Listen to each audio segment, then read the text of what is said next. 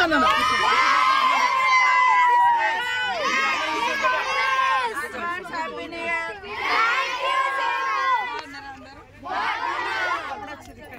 మీరందరూ కూర్చోండి మేడం మాట్లాడుతున్నారు ఫ్రెండ్స్ మీతో మీరందరూ కూర్చోండి బేట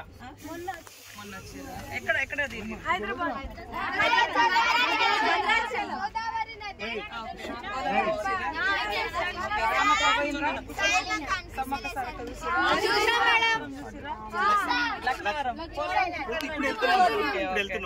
అంది తయారు చేస్తున్నాం మళ్ళీ రండి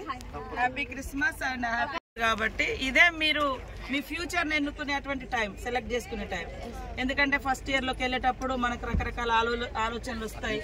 మన ఇంటర్నల్ గా కూడా రకరకాల ఫిజికల్ గా కూడా చేంజెస్ వస్తూ ఉంటాయి ఈ టైంలో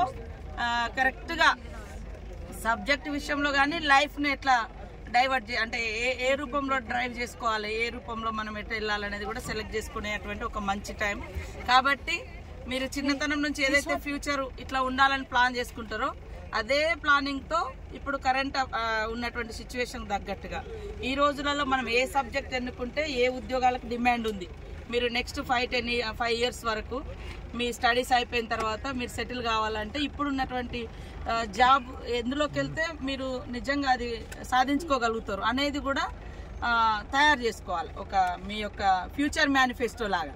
చేసుకుంటేనే మీరు ఇదవుతారు ఏదో దారిలో ఇది అవకాశం దొరికింది కాబట్టి ఇందులో జాయిన్ అయిదాం ఈ కోర్స్ అవకాశం అని అట్లా కాకుండా మీరు అనుకునే సాధించాలంటే ఇది ఒక మంచి టైం 10th మార్క్స్ తోటే మీరు నెక్స్ట్ ఇంటర్లోకి మీకు సీట్స్ కానీ లేకుంటే ఇతరతర అవకాశాలు దొరకడానికి సో మీరు అందరూ కూడా మంచిగా సెలెక్షన్ చేసుకోండి మూస పద్ధతిలోకి వెళ్ళకండి తను బీఈడీకి వెళ్ళింది కాబట్టి నేను బీఈడీకి వెళ్ళాలి తను సైన్స్ సబ్జెక్ట్ తీసుకుంది కాబట్టి నేను కూడా మెడికల్ సైడ్ ఎంబీబీఎస్ సైడ్ పోవాలని అట్లా కాకుండా ఆఫ్టర్ 5 years తర్వాత మీరు చదువుకునేటువంటి ఏ సబ్జెక్ట్ లో అయితే మీకు అప్పుడు డిమాండ్ ఉంటుందో ఇప్పుడు మీరు మీ టీచర్స్ తో గానీ లేదా ఇతర ఎక్స్పర్ట్స్ స్టడీస్ లలో జాబ్ కి సంబంధించినటువంటి ప్లేస్మెంట్ ఇచ్చేటువంటి వాళ్ళ కోర్సెస్ కూడా మీరు తీసుకొని అడ్వైస్ తీసుకొని మీరు ఎంచుకునేటువంటి సబ్జెక్ట్ కూడా ఎంచుకోండి తర్వాత మనం బయటికి వెళ్ళిన తర్వాత హాస్టల్స్లలో కో ఎడ్యుకేషన్స్ ఉంటాయి ఇంటర్లో రకరకాల ప్రలోభాలు ప్రభావాలు కూడా ఉంటాయి అలాంటి వాటికి లోన్ కాకుండా మీ తల్లిదండ్రులు మీ మీద పెట్టినటువంటి ఏదైతే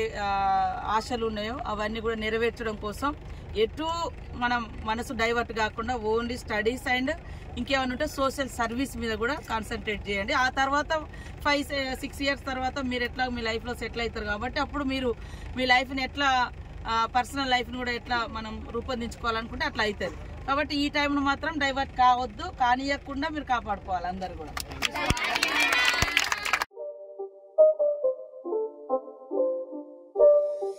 It's not a game, it's a rich thing.